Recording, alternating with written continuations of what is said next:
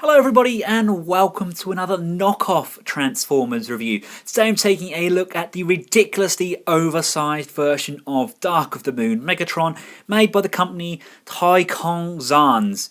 This review is for Barry Shaw, who's been bombarding me with messages to review this guy, so here he is. First impressions of this guy was, wow, it's absolutely massive, and I mean massive. Here he is with an Action Force figure who's a 3 3/4 inch, just to give you an idea of scale. It's a pretty solid build with really nice paint applications. The plastic itself is pretty good. It doesn't feel like that cheap KO plastic. It does feel like it's been quite professionally manufactured. It's okay in vehicle mode. When you get it to robot mode, the legs do feel slightly hollow, but everything is sturdy and everything fits securely. Now, like the oversized Starscream, he also comes with a second oversized weapon. And this is a MechTech weapon, the same as this one on here, but even bigger. Now, I think, personally, this has come with it as more as a role-play toy. So I've given this one to my son. It still works exactly the same. Push it down and the MechTech comes out. It's just ridiculously big. I mean, there's no way this is ever going to fit on this figure. And it's about 3 times as big as the one, which is already about 5 times as big as the original. And here he is for a quick size comparison with Voyager, Classics Optimus Prime, and of course Masterpiece Wheeljack. He literally is massive. I've been using these overscaled versions to kind of role play with my Action Force and G.I. Joe figures. I think they're just probably a little bit too small for the Joes, but possibly kind of like the Dino Riders or Mask figures or modern day Human Alliance. I think they'd probably scale extremely well with those.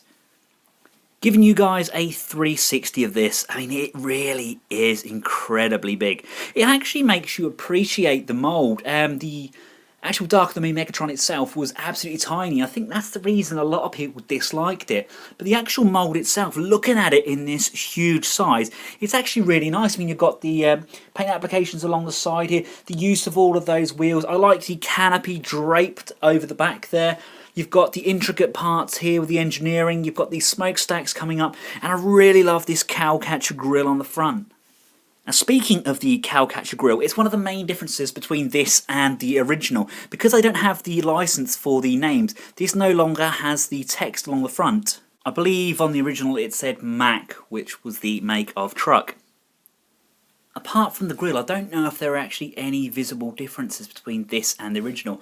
One feature that I'm not sure if the original did have, if it did, please let me know, which I think is actually a really great feature, is the fact that the Mack truck here, the actual container on the back section, can actually pivot, which kind of reenacts him turning around the corner. I think that's a fantastic thing to include.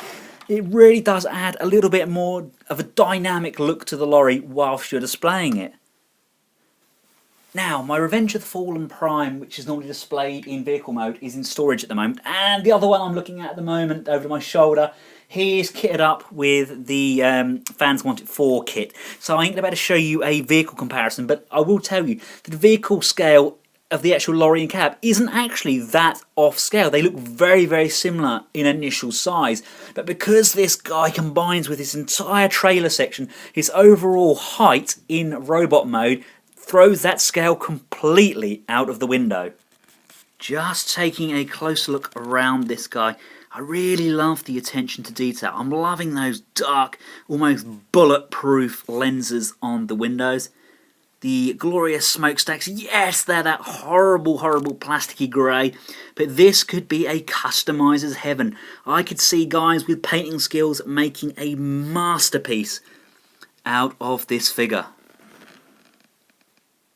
Now let's not forget that this guy does have MechTech weaponry, so we can remove the canopy, which is made of a very kind of plastic rubbery texture, and reminds me very much of the feel of Jabba the Hutt's throne from the old vintage Star Wars figures.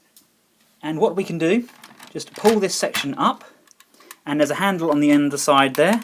Turn that handle around, plug that into Megatron's roof, and then we can push this section forward, and there we go. He has a giant ugly cannon on his head. Don't you remember that bit from the film? Now, as impressive as this alt mode looks, he does in fact transform. Would you believe it? To get this guy transformed, it's exactly the same as the Voyager class. First of all, we want to pop these sections out. Do that for both sides and just flick it round like so. You want to separate these back sections. They're tabbed in just in between these two sections here. Give it a little tug and bring both of those sections around like so. This section just drops down and hang that out of the way for now. With the trailer turned just upside down, you want to get these sections underneath here. What you're going to do, you're going to push those and they unpeg. You want to just bring both of those up and out of the way like so. And just making sure this section hangs down freely.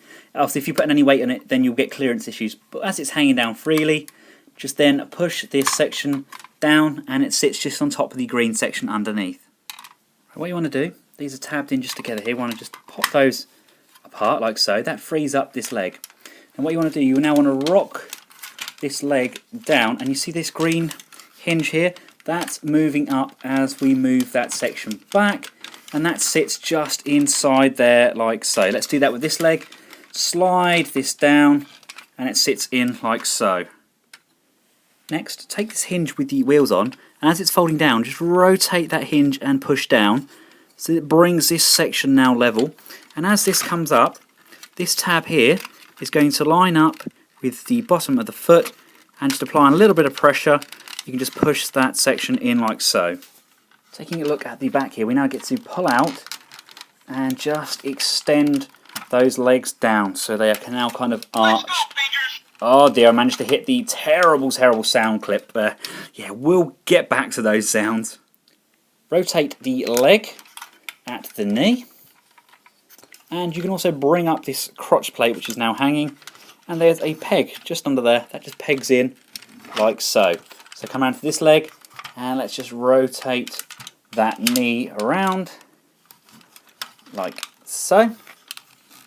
And whilst we're on these legs, come to the back of the leg there and just fold these wheels in so they just tuck nicely out of the way.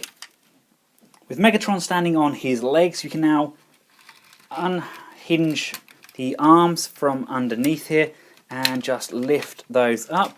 Just tabbed in just under there, underneath the cab. And up you come.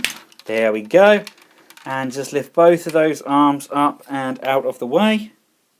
What you need to do, lift up this grille just slightly on the front there, and as you do so you can just manoeuvre the bottom cow catcher section, just pull that grey section down, and that comes down just above the wheels.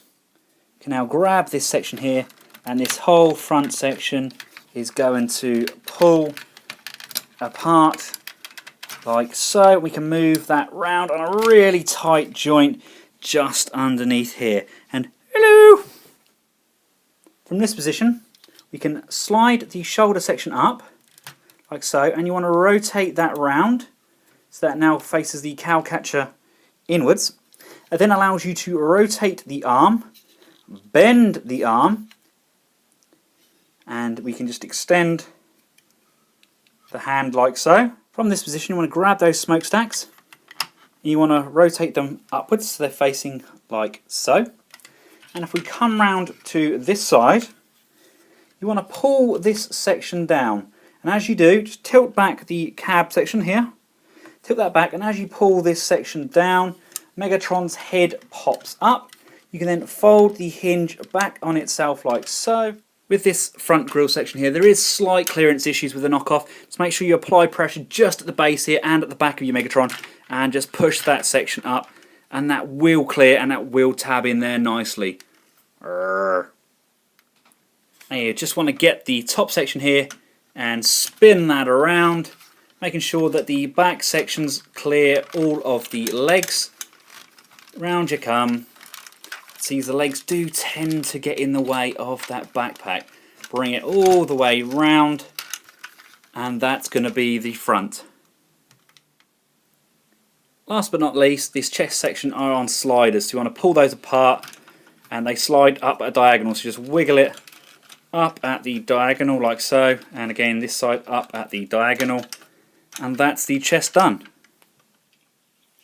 And here he is in his robot mode, and doesn't he look absolutely phenomenal? Absolutely love this guy. He's blown up out of proportion and he looks incredible. Now, as much as I like him like this, I think I actually prefer him with his cloth draped over him. So I'm going to get his cloth on him for the 360 when we cover that. We also get that fusion cannon, which, to be honest with you, I think looks absolutely ridiculous. We'll bring the fusion cannon in. It plugs in the same way as it did on the roof. You place it there, you bring it in, you put it on his arm. It's very, very heavy and it has a tendency to pull him forward, but I think it looks stupid, absolutely stupid.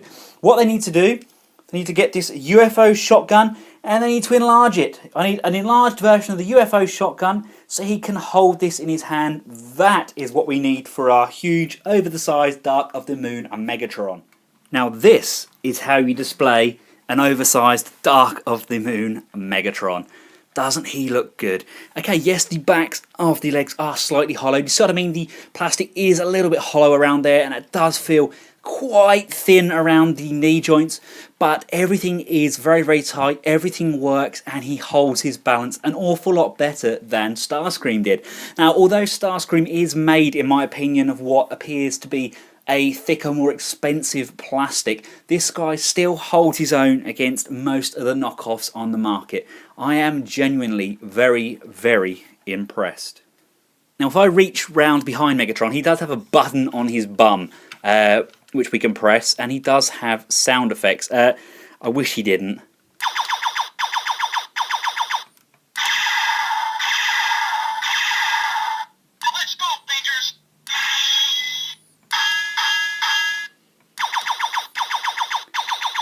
Yeah. If anybody knows how to replace sound chips with quotes from the movie Megatron, please let me know. Now, Megatron is a good value for money figure. You're getting a lot of plastic for your money, and he does look fantastic on display, along with the Goldimus Prime and the G1 Deco of Starscream. I really do love these giant bots. Sometimes bigger really is better. And to be honest with you, I think even with the Jetwing power armor, Optimus Prime has taken off a little bit more than he can chew with the Megatron.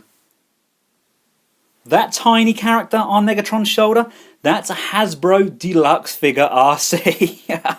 Amazing, isn't it? And on that bombshell, make sure you click through the link in the description below to take you over to the Sirtoys page where this guy is in stock and he is available. Buy him now. Until next time, guys, from myself and Megatron, thanks for watching. Goodbye.